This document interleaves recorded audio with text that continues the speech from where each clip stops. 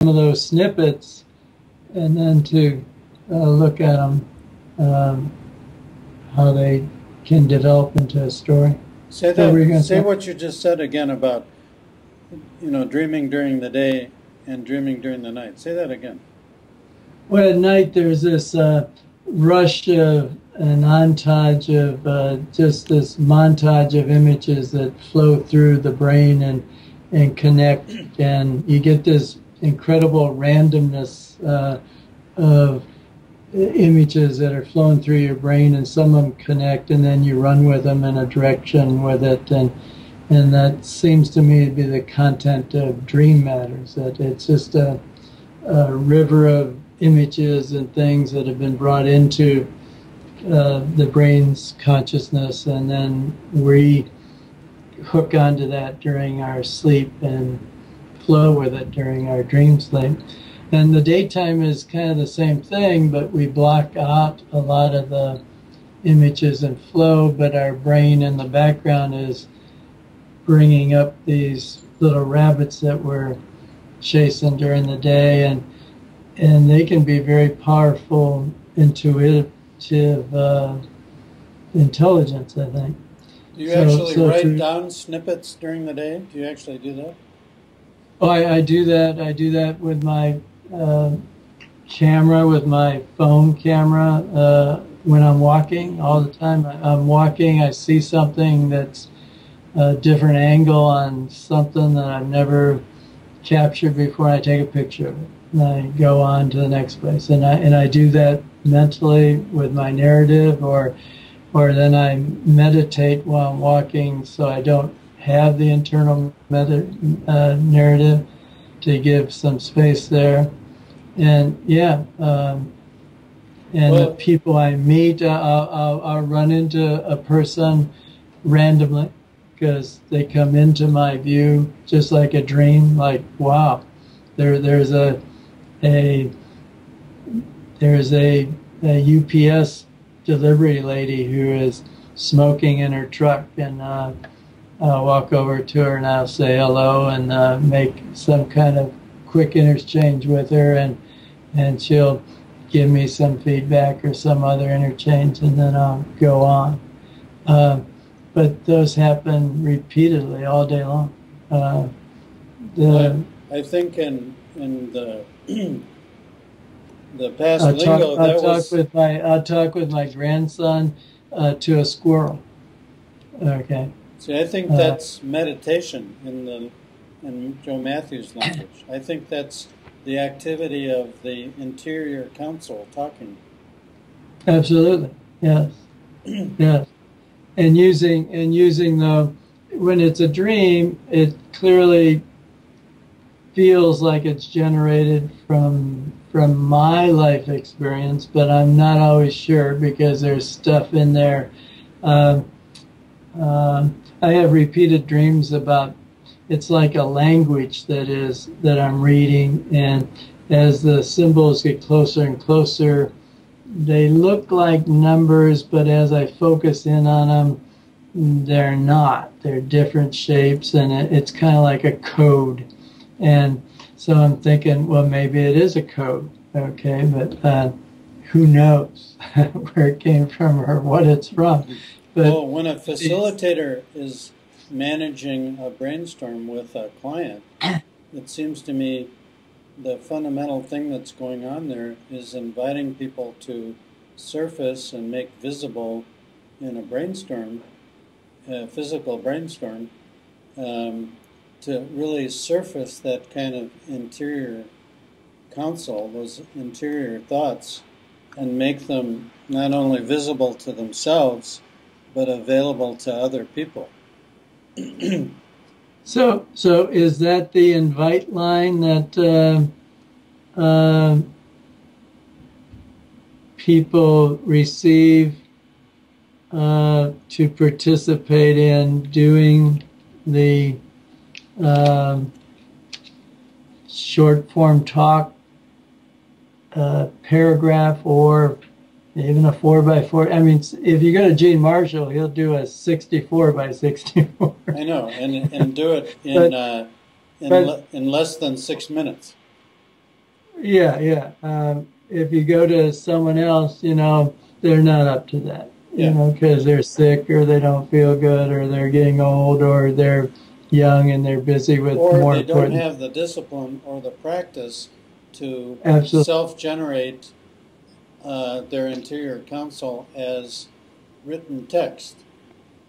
Right. But that's what we want to enable them to do so that then we can share it and inquire around it along with others. Exactly so. Let me give you a quote. It's a quote I love. Do you know the guy, a guy named T.E. Lawrence? You ever heard of T.E. Lawrence? His sort of stage name. T.E. Lawrence, not Yes, D.H. Lawrence. not Yeah, D.H. I Lawrence. haven't T.E. heard Lawrence. it. His stage Sure. name, so to speak, quote unquote, his persona, public persona name was Lawrence of Arabia. Absolutely. Really, his real name was T.E. Lawrence, and he Right. wrote a couple of wonderful books and used to ride motorcycles all over. But he has this just fabulous quote. He says, he distinguishes the dreamers of the night from the dreamers of the day, sort of like you just did. He says, this is a paraphrase, he says, the dreamers of the night,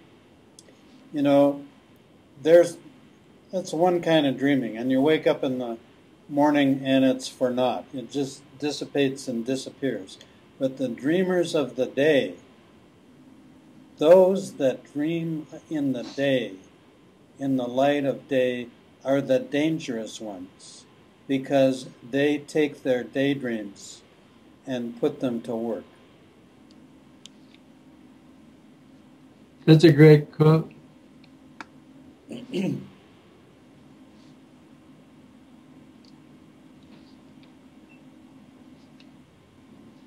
So one of the things it seems to me to encourage in the collegium formation activity and talk writing is to encourage people to make their private daydreams public. Yes, that would be a great invite to someone, I think, to say, what we're trying to identify is some of these interior thoughts that we have during the day, and we'd just like to surface, one or two that you'd be willing to share out there that are, paragraph long or something. I think that would that would quick my interest because no one's asked me to do that. Yeah. Okay. And so fundamentally, I think what this means is recreating in the language of Joe Matthews, recreating the context for meditation. Yes. And absolutely. In the in the new language, like the way that Jenkins wrote it, it's creating and managing your own awareness and making it visible and accessible to other people. In the old days, people used to say it was lucid, sensitive, exposed, and disciplined. When I went back and listened to Kay Hayes' 1971 Freedom Lecture, she did it in that order. Lucid, sensitive, exposed, and disciplined. I don't think that's what the issue is anymore. I think the issue, if you're going to give that talk today, I think it's exposed and disciplined and lucid and sensitive. And that is to say, being able to expose or express your own daydreams and make them accessible and visible to other people. Expose your daydreams. Wow. And to have a discipline to do that in, like a way to manage your own meditative counsel. Wow.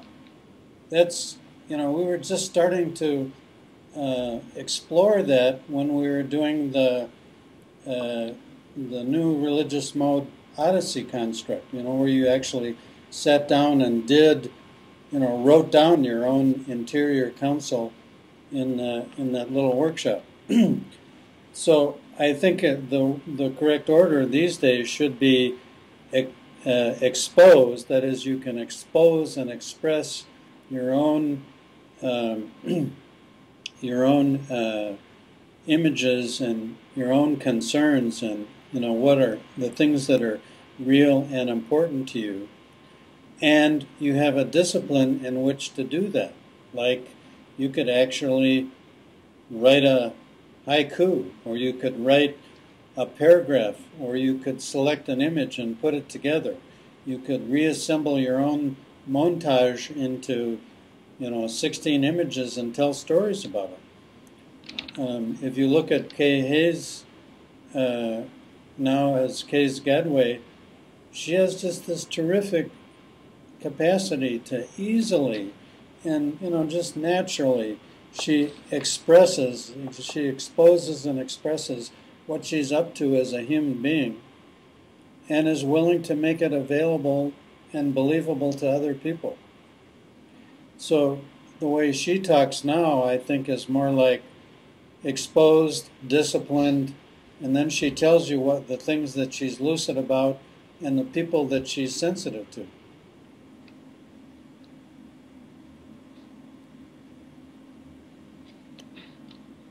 Right, right.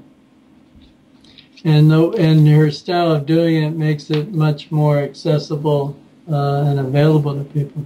Yeah. I like the way our chats moved today. So it's kind of like we're asking people